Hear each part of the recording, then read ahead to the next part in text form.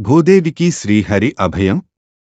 కలియుగమునందు అధర్మము పెచ్చరిల్లి భూలోకము యావత్తూ పాపభరితమైంది.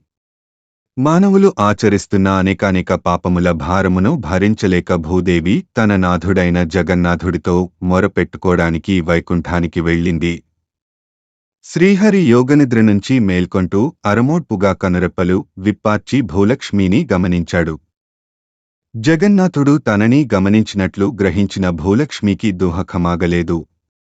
ఆమె శిరస్సు వంచుకుని దోహకోద్వేగంతో బిగ్గరగా రోదించసాగింది. శ్రీహరి ప్రసన్నుడై తన వరద హస్తముతో అభయమిస్తూ, దేవి, నీ ఆవేదన నేను గ్రహించాను. నీ బాధను అర్థం చేసుకున్నాను.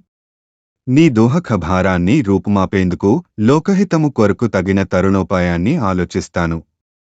నీవిక ఓరడిల్లి నిశ్చింతగా ఉండు. నీకిదే నా అభయం అని ప్రవచించాడు.